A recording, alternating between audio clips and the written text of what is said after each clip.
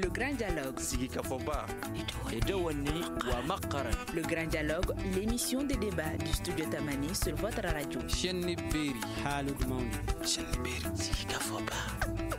Grand Dialogue.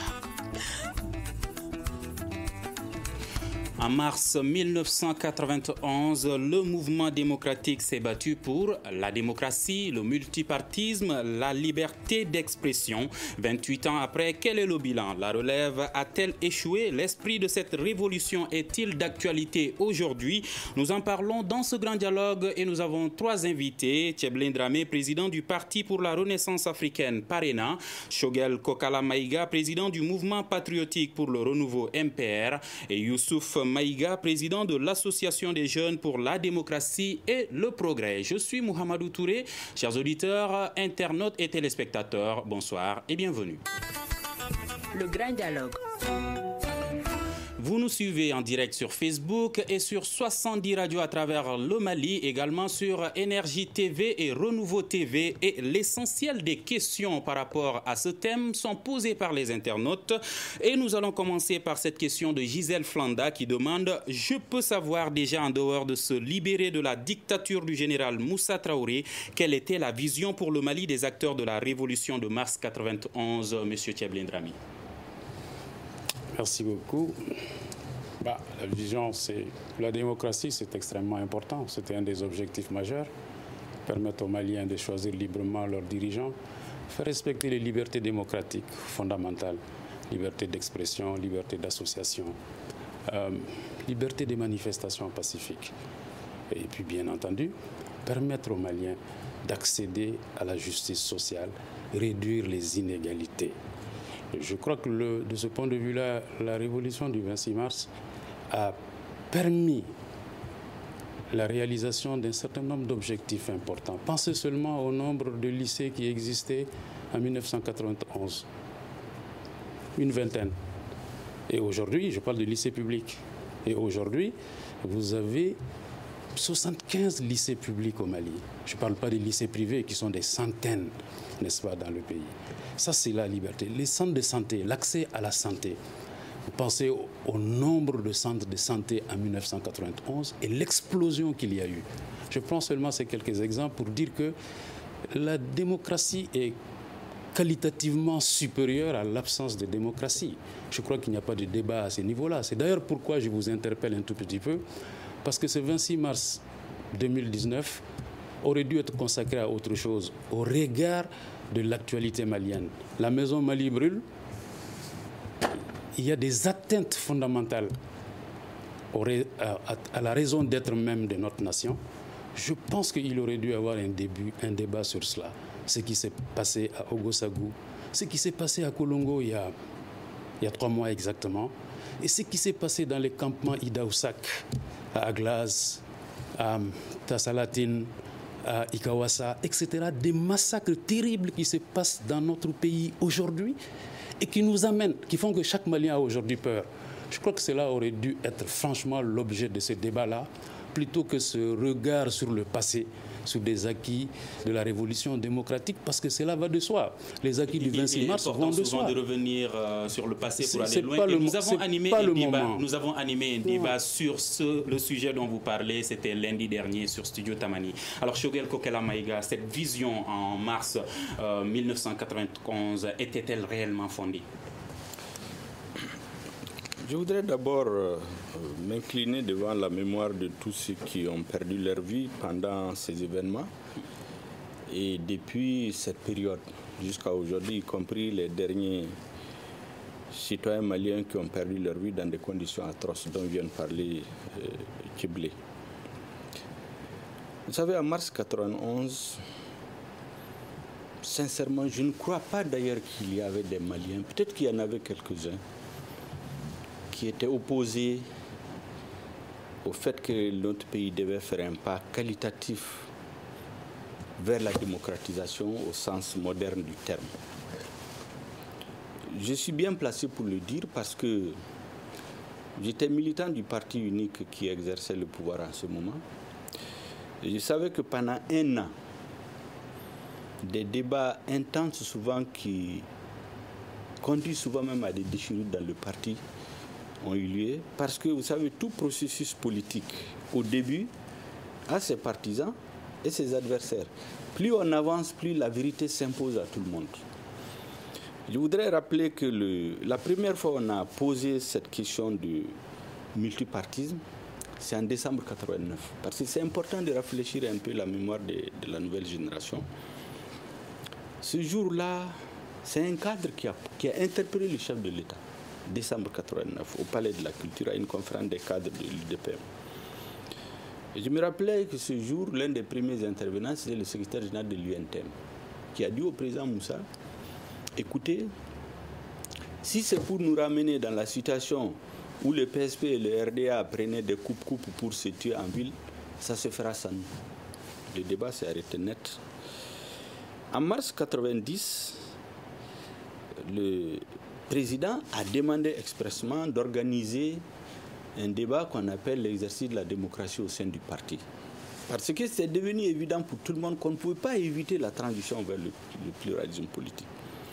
Ce débat a été organisé au stade de Modibo Keïta. Il y a beaucoup d'hommes politiques qui sont devenus célèbres au Mali à partir de ces interventions. Ce jour-là, le professeur Ali Diallo, Kadiatoussi, Iban Ndiaye, Soumelou Boubé-Mega, Ali Noum Diallo, beaucoup de cadres ont intervenu pour effectivement mettre le pied dans le plat. Mais je précise que c'était une conférence des cadres de l'UDPM et ils n'étaient pas de l'UDPM. Après, il y a eu toutes les organisations nationales, le syndicat, le barreau, qui ont successivement demandé d'accélérer le processus vers l'ouverture. Et en juin 1990, il y a eu ce fameux débat au sein de l'UDPM où pratiquement pour adopter l'ordre du jour, des heures sont passées, au point que le président est intervenu pour dire, écoutez, on arrête le débat. Au mois d'août, on convoque un conseil extraordinaire à l'effet d'aller à l'ouverture. Mais entre-temps, la guerre a éclaté. En août, on était en pleine guerre. Et donc, il avait été décidé qu'il faut reporter le processus d'ouverture le temps de finir la guerre. Personnellement, je pense, et je le dis souvent quand je discute avec les anciens, l'une des grosses erreurs que nos aînés ont fait, c'était de ne pas accélérer le processus. Surtout que la guerre, pour l'essentiel, était terminée en septembre, parce que la rébellion a été contenue militairement. On a traîné le pas. Il y a eu en ce moment les mouvements de contestation qui ont pris le devant de la scène. Et je dois dire qu'au mois de janvier, février, mars, en réalité, il était clair dans le parti même, sur à peu près 56 sections, pratiquement les 48 avaient demandé l'ouverture immédiatement. Et malheureusement, et c'est ce que nous regrettons tous, le processus de transition pacifique et ordonnée n'a pu avoir lieu pour des raisons sur lesquelles je ne vais pas revenir ici parce que ça va... Mais selon vous, cette révolution, était-ce pour la démocratie, pour un cadre de vie plus stable ou pour autre chose? Je crois que comme il a été dit, les Maliens voulaient une transformation qualitative de leur vie sur tous les plans. D'abord sur le plan politique, c'est celui qui était plus visible. Mais la masse de jeunes qui étaient dans la rue, c'était pour l'emploi, c'était pour plus de justice sociale, pour plus de justice. C'est pour ça que les Maliens, plus un meilleur vivre, lutter contre les conséquences des programmes. Donc cette révolution était justifiée. Mais le changement, personne ne peut nier que c'est justifié. Je dis, moi, la contradiction, là où je suis en contradiction avec certains acteurs, c'est-à-dire c'est le momentum, la transition vers le multipartisme. Honnêtement, la cassure qu'il y a eu, les violences qu'il y a eu, les morts qu'il y a eu, je crois honnêtement que notre peuple aurait pu les éviter. Mais c'était notre débat parce qu'aujourd'hui, comme il l'a dit, ce qui intéresse les Maliens aujourd'hui, c'est vraiment que faire pour ne pas continuer à sombrer. Parce qu'en vérité, quand vous regardez... D'accord, nous allons y revenir. Monsieur Youssouf Maïga, vous faisiez partie des jeunes qui ont participé à cette révolution. La question d'Aguissa Diko, c'est est-ce que les objectifs de la révolution du 26 mars 1991 ont été atteints? Merci beaucoup. Je voudrais d'abord saluer tous vos auditeurs et aussi m'incliner sur vraiment les disparus de mars 91 et aussi les victimes récentes aussi. Parce que nous sommes dans une situation de crise et toutes les victimes qui tombent aujourd'hui, pour moi, ce sont des martyrs. Donc, ils sont tombés en fait pour honorer le peuple malien, pour qu'un meilleur Mali puisse voir le jour. Et effectivement, les jeunes se sont battus en mars 1991 pour un Mali meilleur. Et nous, qui étions les plus jeunes, par rapport vraiment à nos aînés, et Tchéblin Dramé et autres, donc c'était par rapport surtout à l'éducation et à l'emploi. Parce que nous avons souhaité réellement qu'il y ait un changement qualificatif dans ce domaine. Nous avons voulu qu'effectivement les jeunes puissent être mieux formés, mieux éduqués pour faire face au marché de l'emploi. Parce que quand on sortait des écoles, effectivement la formation par rapport à maintenant, il n'y a pas de commune mesure. C'est pourquoi je ne suis pas très bien mon grand frère Tchéblé quand il dit que ce débat n'est pas d'actualité. Parce que je pense qu'il est important aujourd'hui qu'on fasse un recul pour voir où est-ce que nous avons trébuché pour que nous soyons aujourd'hui dans cette crise. Parce que la crise, quand il y a une crise, comme on le dit, là où on tombe, ce n'est pas là où il faut regarder. C'est là où nous avons trébuché. Donc vous pensez que cette crise que le Mali vit aujourd'hui est un des résultats de l'échec de la révolution de mars 1991 ? Je ne parlais pas d'échec, mais je dirais qu'il y a eu beaucoup, en fait, de difficultés, beaucoup, en fait, d'erreurs qui ont été commises, beaucoup de fautes qui ont été commises aussi. Nous avons pris, en fait, les rênes du pouvoir en mars 1991. Et de mars 1991 à maintenant, ce sont des acteurs du mouvement démocratique qui ont géré ce pays, et à tous les niveaux. Président de la République, chef du gouvernement, ministre et beaucoup d'autres hauts cadres. Mais pourquoi nous sommes encore à ce niveau ? Parce qu'en réalité, les intérêts personnels ont pris le devant par rapport à ce que les Maliens aspiraient en mars 1991. Chaque fois que certains arrivent au sommet de l'État, à une position stratégique, en fait, ils pensent à eux-mêmes d'abord. Ils oublient les idéaux pour lesquels nous sommes battus en mars 1991.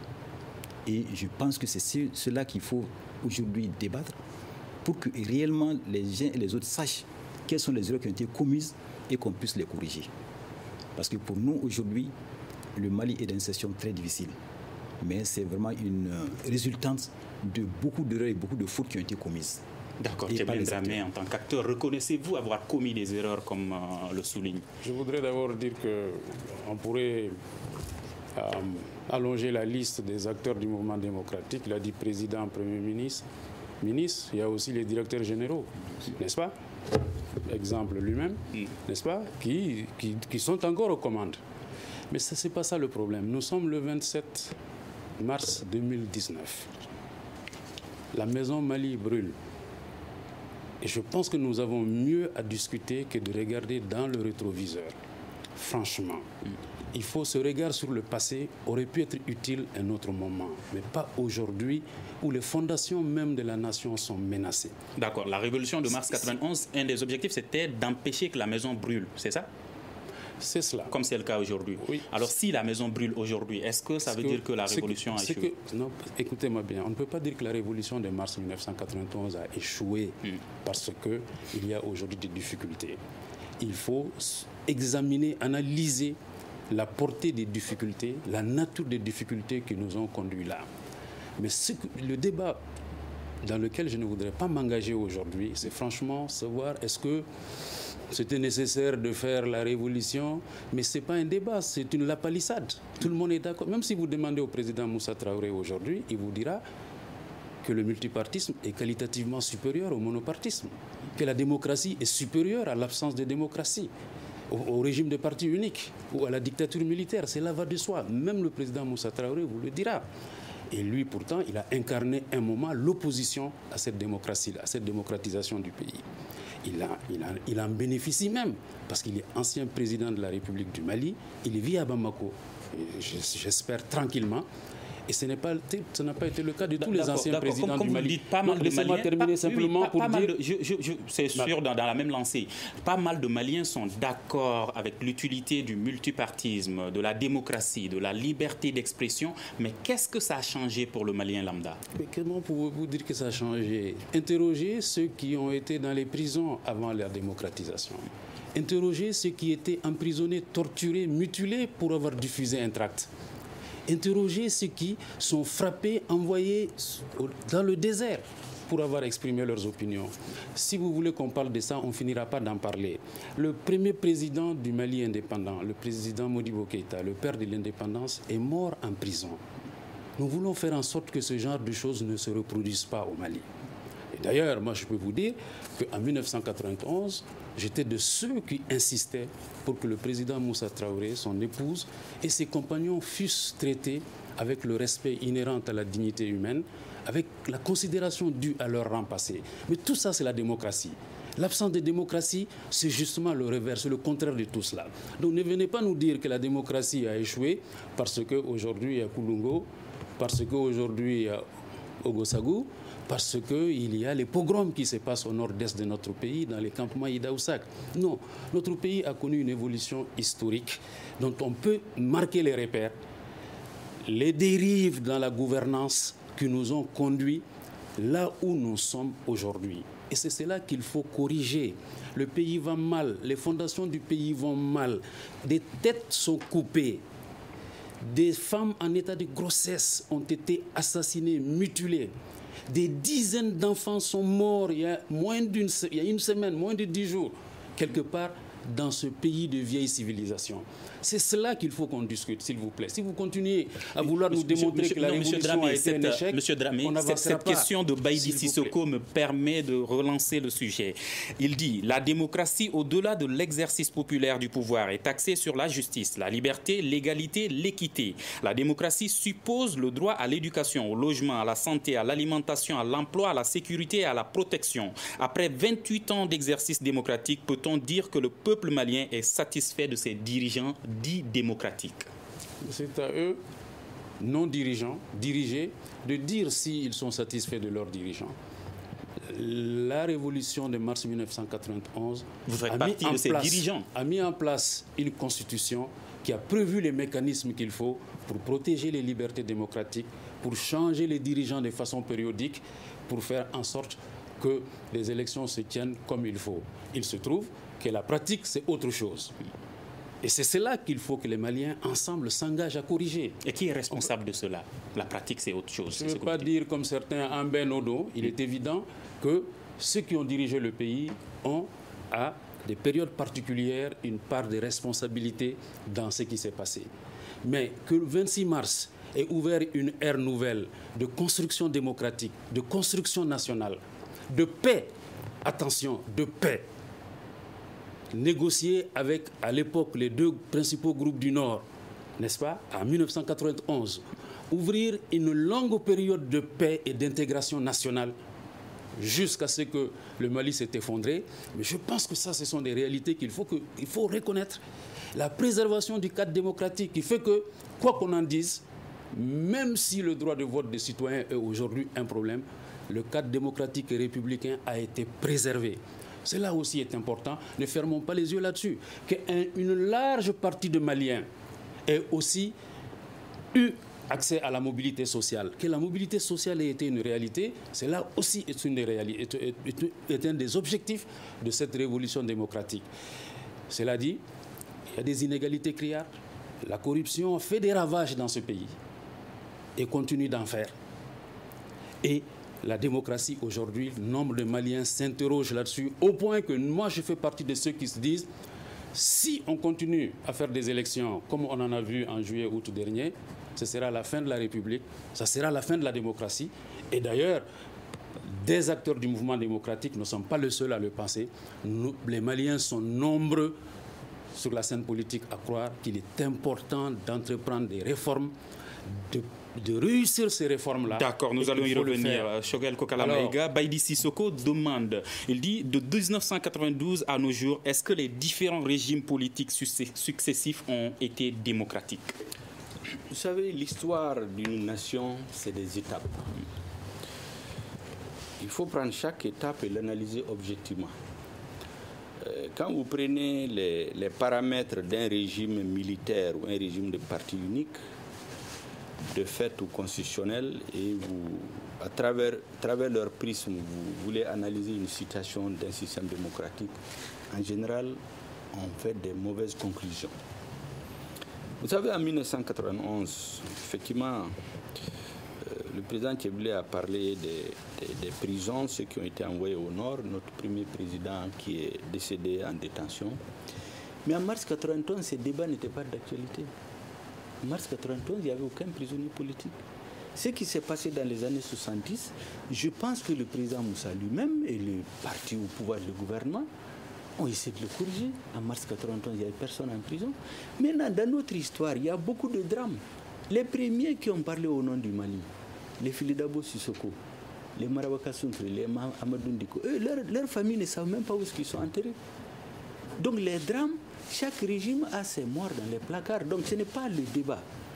Maintenant, concrètement, en mars 1991, je dis que la quasi-totalité, sinon tous les Maliens, voulaient un changement. Toute la question, c'était comment négocier ce virage. Est-ce qu'ils ont eu ce changement en réalité? Je pense sincèrement qu'un certain nombre de personnalités ont saisi les véritables aspirations de la population pour s'emparer du pouvoir. Une fois qu'ils se sont emparés du pouvoir, la réalité dans la gouvernance est totalement contraire à ce qui a été fait. De toutes les façons, quand vous prenez un régime 30 ans après, vous avez toujours quelque chose que vous allez montrer. On ne peut pas dire que, par exemple, les Maliens s'attendaient à ce qu'il n'y a plus de lycées. En réalité, moi, je continue de croire que ce n'est pas plus de lycées que les Maliens ont besoin. Les Maliens avaient besoin de plus d'écoles professionnelles. Ça ne sert à rien de mettre des lycéens quand il n'y a pas d'université. À l'autre de l'université, il n'y a pas de débouchés. C'est-à-dire tout ça, ça a été jeté à l'eau. Je crois que l'une des erreurs fondamentales de ceux qui ont pris le pouvoir après le 26 mars, c'était que les véritables aspirations de tous les Maliens, au nom desquels le changement a eu lieu, ont été édulcorées, mais les gouvernants, les gens ont continué à persister dans le mensonge. Est-ce que vous vous sentez inclus ou exclu de ce lot? Mais moi, je ne suis pas exclu des Maliens. Moi, je suis un acteur du changement. Seulement, je n'étais pas de l'autre côté. Je n'étais pas dans la rue. Mais quand ça a changé après mars 91, après cette révolution, après mars les régimes qui ont suivi, vous savez très bien qu'il y a eu une longue période d'ostracisme vis-à-vis de nous. Ensuite, on a eu des présidents qui ont tenu un discours rassembleur. Amadou Toumani Touré, quand il est venu en 2002, vous vous rappelez de son discours? Retrouvons ce qui nous unit. Quand un président dit ça, je pense que ne pas accepter la main tendue, c'est faire preuve de mauvaise foi. Parce que l'histoire, il fallait qu'on avance. Maintenant, je pense honnêtement que l'erreur fondamentale que lui-même il a commise, je le dis à qui, c'est que la gestion de l'armée. Parce que n'oubliez pas que c'est l'école et l'armée qui ont été utilisées comme marchepied pour faire le rangement du régime. Mais regarde l'état de ces deux structures aujourd'hui, 30 ans après. L'école aujourd'hui, tout le monde sait, le niveau de l'école, c'est pratiquement la dernière des écoles dans la sous-région. Tout ce que nous vivons aujourd'hui en réalité comme difficulté, c'est l'échec dans la sécurisation du pays. C'est parce que l'outil principal de souveraineté d'un État qui est son armée, ses forces armées de sécurité, a été mis au second plan. Parce qu'on a pensé que la démocratie, ce n'est pas d'armée. Tout État qui ne consolide pas son armée et son système de défense et de sécurité est appelé à subir ce que nous subissons aujourd'hui. Ce qui se passe dans le pays aujourd'hui, en réalité, c'est l'absence de l'État, c'est l'échec de l'État pour assurer la sécurité des personnes et des biens. Bon, ça maintenant, le maître, vous savez, il y a un générique, mars 91 a échoué, c'est excessif, moi je ne veux pas parler comme ça. Ce que je veux dire, c'est que quand vous faites le bilan, je suis certain qu'ici, en 91, on allait dire aux Maliens que 30 ans après, il allait être en train de s'entretuer. On allait avoir plus de chômeurs dans la rue. La corruption allait atteindre le niveau où il est. Notre armée allait être la dernière de la sous-région, allait être la plus forte. Je ne suis pas sûr que beaucoup de gens allaient s'engager là-dedans. D'accord, mais ça, c'est le passé encore. Tournons-nous vers l'avenir maintenant. On va y revenir tout de suite, Youssouf Maïga. Êtes-vous d'accord que la révolution aujourd'hui a permis de monopoliser le pouvoir par certains, comme le dit Choguel Kokala Maïga? Parce que depuis la révolution de 1991, on a l'impression que ce sont les mêmes acteurs qui se sont succédés au pouvoir. Merci beaucoup. Ce que je voulais d'abord rappeler, c'est que la jeunesse s'est battue pour des aspirations bien précises. Je l'ai dit tantôt, l'école, l'emploi surtout. Et par rapport à ces deux aspects, nous avons dit que, certes, il y a eu beaucoup d'avancées dans d'autres domaines. Il y a eu l'ouverture démocratique, il y a eu le multipartisme intégral, il y a eu la liberté d'expression, d'association. Il y a eu beaucoup de libertés qui ont été quand même acquises. Mais pour nous jeunes, ce qui reste encore à faire, c'est vraiment le problème de l'éducation et de l'emploi. Et c'est par rapport à ça que j'interpelle mes aînés. Parce que moi, je ne vois pas seulement un président de la République seulement. C'est vrai, c'est la première personnalité morale du pays, mais chacun à son niveau doit faire ce qu'il doit faire. Depuis combien de temps nous avons eu quand même des ministres qui ont géré le système éducatif Excusez-moi, M. Maïga, vous interpelliez en mars 91. À l'époque, vous étiez jeune. Qu'est-ce que vous avez fait depuis mars 91 pour vous, jeunes à l'époque, et pour vos jeunes frères aujourd'hui? Oui, je vous le dis clairement. C'est-à-dire qu'à l'AJDP, nous avons toujours interpellé les gouvernants par rapport à ce stade. Au-delà de l'interpellation, en termes d'action, qu'est-ce que vous avez fait? Oui, l'interpellation est une action. N'oubliez pas cela. Qu'est-ce que nous pouvons faire? Nous n'étions pas aux affaires. Nous n'étions pas ministres. Est-ce que c'est nous qui pouvons faire changer les choses directement? Ce qu'on peut faire, c'est vraiment l'interpellation pour que les choses changent. Et je peux vous rappeler, tous les 26 mars, après le dépôt de GER par le président de la République, on faisait une conférence de débat, une conférence de presse pour interpeller les gouvernants, pour leur dire que voilà, nous nous sommes battus vraiment pour quelque chose et nous ne voyons pas cela. Parce que pour nous, la démocratie, ce n'est pas simplement avoir la liberté d'association. Êtes-vous en train de dire que ceux qui étaient plus âgés que vous ont trahi? Je dirais que beaucoup n'ont pas joué leur rôle. Et vous, jeunes, vous avez joué vos rôles? Nous avons joué notre rôle. Alors, tu as bien de réagir. Pourquoi je le dis? Nous avons joué notre rôle. Et je vais même vous dire une chose.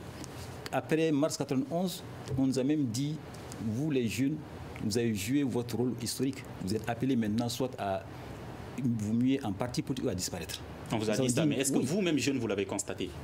Mais ça a été dit clairement. Et ça a été fait dans les actes. Pourtant, alors que logiquement, la situation n'a pas changé. Logiquement, on aurait dû utiliser ces associations du mouvement démocratique pour être vraiment des leviers pour asseoir la démocratie. D'accord, je vais vous donner la parole tout de suite. Merci beaucoup. Je pense que là on est en train de partir sur des non-dits, sur des quiproquos. Vous ne pouvez pas dire que vous êtes aujourd'hui le directeur général d'un des organismes étatiques les plus importants pour la survie même du Mali. Et vous ne pouvez pas dire que nous, les jeunes, ce sont les grands frères que vous interpellez. Il y a quelque chose qui ne va pas. Disons les choses comme il faut. Et justement, le ministre Choguel Maïga, le président Choguel Maïga, est l'exemple de ce qui contredit ce que vous deux vous dites. À savoir qu'il y a eu les acteurs du 26 mars qui ont géré. Lui-même, il a dit qu'il n'était pas acteur du 26 mars. Il était acteur du changement, mais il n'était pas dans le camp de la révolution du 26 mars. Il y a eu 3 présidents au Mali. Il a été ministre de 2 présidents, de ces 2 sur 3. Donc ça veut dire que la participation à la gestion des affaires du pays n'a pas été l'apanage des seuls acteurs du 26 mars. Ça, c'est une chose. Deuxièmement, moi, je voudrais dire quelque chose. Il a dit que les acteurs du 26 mars se sont emparés des aspirations profondes des gens pour pouvoir prendre le pouvoir. Et quand ils ont pris le pouvoir, c'est l'école et l'armée. Je voudrais, faisons attention. La première rupture dans la chaîne de l'armée, ça a été le coup d'État du 19 novembre 1968. Quand des officiers, dans le jargon militaire, on les appelle officiers subalternes, prennent la réalité du pouvoir, mettent en prison ou à l'écart les colonels, les lieutenants-colonels et autres, en ce moment-là, c'est créer une nouvelle réalité au sein de l'armée. Et ça, les conséquences de ça, par la suite, dans la chaîne de commandement, dans la discipline aux yeux des troupes, ce n'est pas moindre dans ce qui a été progressivement les problèmes que nous avons rencontrés. Après, il y a eu la rébellion, c'est vrai, à partir de juin 1990, le MPA et le FIA, avec lesquels le pouvoir du président Moussa Traoré a bien négocié et a conclu un accord en janvier 1991 à Tamanrasset. C'est connu sous le nom de l'accord de Tamanrasset. Et cet accord de Tamanrasset dit quoi? Que le gouvernement du général Moussa Traoré accepte que les garnisons soient dégarnies, que les troupes soient redéployées, soient dégagées des zones, etc. Et cet accord de Tamanrasset, je le dis et je le répète, a été la mère de tous les accords conclus au Mali, le pacte national en 1992 et par la suite l'accord d'Alger de 2006 et l'accord d'Alger de 2015. C'est la gémellité, je le dis. C'est-à-dire le fait que ça se ressemble comme une goutte d'eau, il n'y a pas d'ailleurs pas de... Il y a Diakoné qui vous pose une question. Il demande pourquoi la démocratie malienne a échoué jusqu'aujourd'hui, pourquoi les fonctionnaires sont devenus milliardaires du jour au lendemain, pourquoi les institutions ne sont pas fortes et les malfaiteurs ne craignent pas la justice aujourd'hui. Premièrement, la démocratie malienne n'a pas échoué. On ne peut pas faire des affirmations comme ça. Nous sommes encore aujourd'hui dans un cadre démocratique. Vous dites que vous êtes diffusé sur 70 radios à travers le Mali. Ça, c'est la démocratie. La démocratie malienne est imparfaite, mais on ne peut pas dire qu'elle a échoué. Pourquoi que la corruption, s'il vous plaît, que la corruption, j'allais en parler, que la corruption ait atteint des sommets jamais égalés dans ce pays pendant la démocratie est une réalité. C'est une des plaies de notre démocratie. C'est un des cancers de notre démocratie qu'il faut qu'ensemble, on voit comment corriger, qu'il faut guérir et qu'il faut soigner. On ne peut pas à partir de là dire que la démocratie a échoué. Nous ne sommes pas revenus dans un régime de parti unique, de dictature militaire. Il faut que les gens qui disent ce genre de propos fassent attention. Parce que, on l'a vu en mars 2012, les reculs sont possibles. La démocratie ne veut pas dire qu'on ne va pas revenir en arrière un jour. Vous avez vu comment nous avons frôlé la catastrophe. Nous avons été à 2 doigts de la catastrophe. Vous savez, dans ce vieux pays, en mai 2012, on a pris un chef de l'État, on l'a frappé, on l'a battu, dans des conditions ignominieuses. Ça, c'est un vieux pays d'histoire où il y a eu des royaumes, des empires, il y a eu des chefs d'État, il y a eu même pendant cette période de coups d'État, mais jamais on a vu qu'on a pris un chef d'État, qu'on l'a humilié, qu'on l'a battu, et les Maliens sont assis et regardent. Attention. Donc c'est possible. Tout n'est pas irréversible, mais ne disons pas que la démocratie est un échec. Si la démocratie est un échec, où sommes-nous ? Monsieur Maïga, il y a Massina Suleiman qui demande, êtes-vous d'accord avec lui ? Les acteurs de la démocratie ont été de mauvais exemples pour le peuple malien. La démocratie malienne, c'est la corruption, l'imposture, le partage du gâteau et le népotisme. J'ai bien dit que les aspirations du peuple malien en mars 1991, qui était plus de démocratie, plus de liberté, plus un meilleur vivre. Je suis convaincu qu'on soit avec ce qu'on appelle les acteurs du 26 mars, c'est tous les Maliens qui aspiraient à ce changement. Les acteurs ont-ils été des mauvais exemples, comme ils le pensent, Massina Suleiman ? Bien sûr, je vais venir à mon qualificatif. Maintenant, il y a quand même quelques mises au point que je voulais faire. Vous savez, le fait de participer à un gouvernement, le président Tchiblé a parlé du fait que j'ai été dans deux gouvernements. Vous savez, depuis que le président Moussa a quitté le pouvoir, sous la transition, on avait le chef de sa garde présidentielle de 1980 jusqu'à la nuit de son arrestation et un de ses anciens ministres qui ont dirigé la transition. Quand on est allé aux élections de 92, c'est 2 de ses anciens ministres, Alpha Oumar Konaré et Tchiblé Konaté, qui se sont retrouvés au deuxième tour. Quand le président Konaré était élu, c'est l'un des cadres que Moussa a mis à la tête, la BCAO, qui est devenu son premier ministre. Donc le fait d'avoir été dans un gouvernement, si ça devait être le qualificatif, j'allais dire que ce qu'on appelle les acteurs du mouvement démocratique, en réalité, ils partagent les responsabilités parce que, prenez depuis 1991, combien d'anciens hauts cadres de Moussa ont exercé, soit président, soit ministre, soit premier ministre. Et souvent, chaque fois que c'est difficile, c'est eux qu'on va chercher.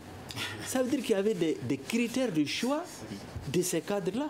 Mais on a voulu tout mettre à l'eau pour dire que tout était mauvais. Ça fait partie des erreurs, justement. Parce qu'une nation, elle se construit sur plusieurs générations. Les erreurs et les fautes d'un régime doivent être analysées à l'aune des intérêts du peuple et construire, retenir ce qui est bien et construire sur cette base-là. C'est ce qu'on a refusé en mars 1991. Après mars 1991, on a dit que tout est mauvais.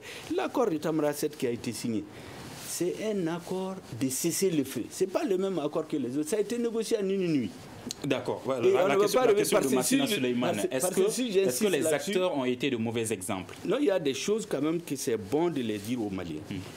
En mars 1991... Oui, répondez juste à cette question, après vous allez revenir aux autres. Est-ce que les acteurs ont été de mauvais exemples ? Vous savez, par respect pour les hauts responsables qu'ils ont été, c'est déjà des qualificatifs, je me garde de les donner.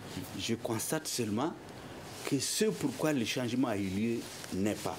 Le fait qu'on ait beaucoup plus d'espace d'expression aujourd'hui, de toutes les façons, quel que soit le régime qui serait là, 30 ans après, on n'allait pas être dans ce qu'il y avait en 91. Ce qu'il y avait en 91 était différent de ce qu'il y avait en 1968. D'accord, je pose la question à M. Maïga. Est-ce que les acteurs ont été de mauvais exemples? Je vous redonne la parole tout de suite.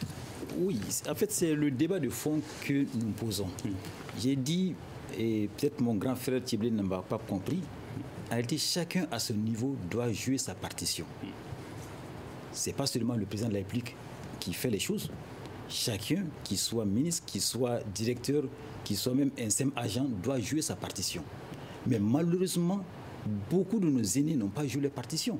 Quand ils sont partis en mission dans les gouvernements pour occuper des postes stratégiques, ils n'ont pas joué leur rôle. Et c'est pourquoi, en réalité, nous avons flanchi. Est-ce que la jeunesse a joué son rôle? L'AM d'avant et l'AM d'aujourd'hui, est-ce les mêmes? Pas l'AM, la jeunesse, les jeunes qui sont venus, est-ce qu'ils jouent leur rôle aujourd'hui? Nous jouons notre rôle. Vous êtes aux commandes, est-ce que vous jouez votre rôle? Dans tous les cas, vous voulez prendre mon cas spécifique? Non, je ne prends pas votre cas. Est-ce que vous pensez que vous êtes manipulés, les jeunes? Est-ce que les jeunes sont manipulés? Non, ça dépend. Il peut y avoir des jeunes manipulés, mais je peux vous dire, à l'AJTE, nous ne sommes pas manipulés.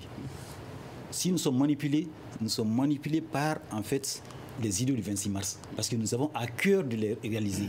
Et c'est pourquoi nous disons qu'il faut faire ce débat pour qu'on dise effectivement ce qui ne va pas et qu'on puisse toucher du doigt ce qui ne va pas et qu'on puisse les corriger. Si on ne le fait pas aujourd'hui, nous allons rester demeurés dans cette erreur. Depuis 1991, nous sommes là, l'école ne bouge pas. Si on ne le fait pas, pensez-vous, comme la question de Diakoné, le Mali n'a-t-il pas besoin d'une autre révolution pour bannir ces mots qui minent notre société actuelle? Non, la révolution a été déjà faite. Nous savons déjà ce qui doit être fait. Qu'est-ce qui doit être fait? Ce qui doit être fait aujourd'hui, chacun doit s'assumer et jouer son rôle. La démocratie, c'est vraiment que chacun puisse s'exprimer librement, donner ses idées et que chacun, à son niveau, quand il est mis à un poste de saleté, qu'il puisse jouer pleinement son rôle et qu'il puisse aller vers la station des besoins fondamentaux des Maliens. C'est ça, en fait, ce que nous recherchons. Si nous ne le faisons pas aujourd'hui, nous allons tourner en rond et nous n'allons jamais trouver la solution.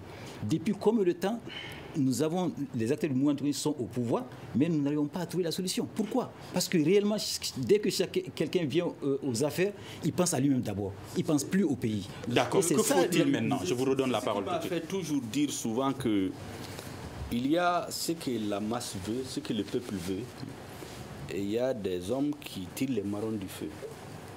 Et après, on regarde au résultat. Vous savez, une politique, on peut la défendre ou la critiquer. Une politique, on la juge toujours au résultat, parce que les gens disent. Je dis qu'en mars 1991, les gens peuvent dire ce qu'ils veulent. Les gens peuvent avoir l'appréciation qu'ils veulent sur l'armée. Il reste peu de temps. Que faut-il aujourd'hui? L'armée malienne, c'était l'armée la plus forte dans la sous-région. On était plus équipés que tous les pays de l'UEMOA réunis. On avait 1200 militaires à l'extérieur dans tous les grands pays en formation pour faire face aux enjeux géostratégiques qui Que faire aujourd'hui pour avoir une meilleure armée, une meilleure école? Donc maintenant, ce qu'il faut faire aujourd'hui, la première des choses, il faut que les Maliens se retrouvent pour s'interroger. Quelles sont les erreurs que nous avons commises depuis tout ce temps, qui ont de toute façon été commises au nom de tous les Maliens? La question n'est pas de venir accuser tel ou tel. Une fois qu'on fait ça, on regarde aujourd'hui la gestion d'aujourd'hui, qui est la conséquence de la gestion de toutes ces années. Qu'est-ce qui ne va pas là-dedans? Et on se retrouve pour définir des nouveaux paradigmes, des nouveaux repères pour redresser notre pays. Parce que s'il n'est pas redressé, nous allons tous sombrer. Qu'à Dieu ne plaise. Que faut-il aujourd'hui? À mon avis, il faudra faire attention à des affirmations qui peuvent être péremptoires. L'armée la plus forte d'Afrique a laissé des chars au Burkina Faso et des prisonniers au Burkina Faso. Deux. D'accord, parlons des solutions. Aujourd'hui, ça c'est l'armée la plus forte d'Afrique qui a fait cela. Moi je veux simplement, il faut éviter des quelle solution faut-il aujourd'hui? Des affirmations péremptoires. Maintenant, quelle solution qu'il faut? Quelle solution? Avant de dire que la solution, je veux dire que le territoire malien a été augmenté de 1000 km². D'accord, de façon incontestable, la révolution... Merci M. Maïga. La révolution du 26 mars a été historiquement un pas en avant dans l'évolution du Mali. C'est incontestable. Elle a apporté la liberté, elle a apporté le multipartisme, elle a apporté plus de routes, plus d'écoles, plus de points d'eau, ça a apporté comme plus de centres de santé. Elle a aussi apporté la corruption, qui est une plaie, qui est un cancer. Elle a aussi conduit à la mauvaise gouvernance, qui est au cœur de la crise malienne aujourd'hui. Si nous ne nous attaquons pas à la mauvaise gouvernance, on peut passer le temps à faire les affirmations, à faire les rappels historiques, à regarder dans le rétroviseur.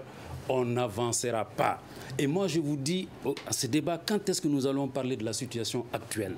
Quand est-ce que nous allons parler des morts de Bankas? Quand est-ce que nous allons parler D'accord, il y a Ibrahim Nord-Est? Daïdara qui vous pose une question. Serait-il pas mieux que ceux qui ont servi ce pays depuis l'avènement de la démocratie jusqu'à nos jours se retirent?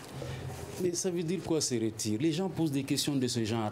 Le cadre démocratique et républicain a prévu un mécanisme. Que ceux qui veulent qu'ils se retirent ou qui veulent les renvoyer dans les oubliettes de l'histoire viennent sur le terrain, participent au combat politique, créent des partis politiques, s'emparent des partis politiques, pour utiliser un terme, emprunter un terme utilisé par le président Choguel Maïga, participent au jeu. Ils se demandent qui se retire. Ça veut dire quoi qui se retire? Il faut qu'eux qui disent ça, j'espère qu'il est dans un parti, s'il n'est pas dans un parti, il faut qu'il vienne créer un parti, parce que c'est ça que la démocratie a prévu. La démocratie n'a pas prévu que les gens se retirent, qu'ils aillent comme si... Mais non, c'est pas comme ça que ça se passe. Monsieur Maïga Youssouf, que faut-il aujourd'hui? Oui, ce qu'il faut, c'est très clair. Je pense qu'il faut d'abord qu'on se parle vrai. C'est la première chose. Il faut que nous soyons à l'écoute des populations. Nous sommes là, en fait, pour servir les populations et non pour nous servir. Et chaque fois que nous venons aux affaires, nous devons avoir cela à l'esprit. Et il faut aujourd'hui que les Maliens puissent aussi se parler, et se parler vrai. Et que nous voyons comment nous pouvons transformer les choses. Et la première chose à faire, à mon avis, c'est d'abord de mettre l'accent sur l'éducation. Nous devons d'abord commencer à mieux éduquer les enfants. La jeunesse est-elle consciente de cela aujourd'hui? Bien sûr, mais la jeunesse n'est que en fait le reflet de ce que on le façon. C'est ça le reflet de la jeunesse aujourd'hui. C'est qu'il faut faire en sorte que la jeunesse puisse être mieux moulée, parce que c'est comme de l'argile. Donc, mais quand vous le dites ainsi, si les repères des jeunes aujourd'hui sont les vieux, ça veut dire qu'on n'aura pas de bons jeunes. Non, c'est pourquoi je dis aujourd'hui, il faut aujourd'hui que nous puissions nous attaquer au système de l'éducation. Parce que pour moi, aujourd'hui, nous tous, nous sommes des générations sacrifiées. Il faut maintenant que nous arrêtons à un moment donné et qu'on puisse se projeter sur l'avenir. Que nous puissions nous dire, les enfants, plus jamais cela. Est-ce possible? Est-ce que vous pensez que c'est possible? Est-ce que c'est possible? Il faut mettre l'accent sur l'éducation. Je vous avais proposé est-ce un jeune né en 1991. Est-ce que c'est possible? Vous appelez quelqu'un qui n'est plus jeune. Il était jeune en 1991. Oui. Votre association là, c'est celle de Moussa. D'accord. Est-ce que vous pensez que c'est possible, M. Maïga? Je pense que la première des choses que les Maliens doivent faire, c'est de regarder à travers le prisme de la vérité leur histoire. Deuxièmement, qu'on tourne les pages, après les avoir bien regardées, analysées et tiré les leçons, et se concentrer sur l'essentiel. Pour moi, l'essentiel aujourd'hui, c'est réconcilier les Maliens, c'est rétablir l'outil de défense au vrai sens du terme, pas ce que je vois. Renforcer l'école, chercher à faire l'unité de tous les Maliens pour faire face à ce qui nous menace tous. La disparition du Mali, que Dieu ne plaise.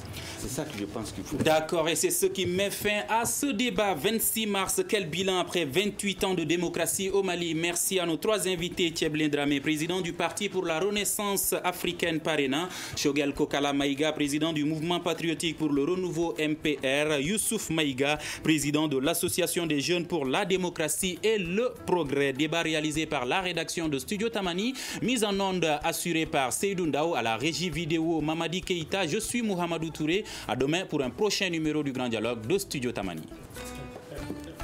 Le Grand Dialogue. Le Grand Dialogue, l'émission des débats du Studio Tamani sur votre radio.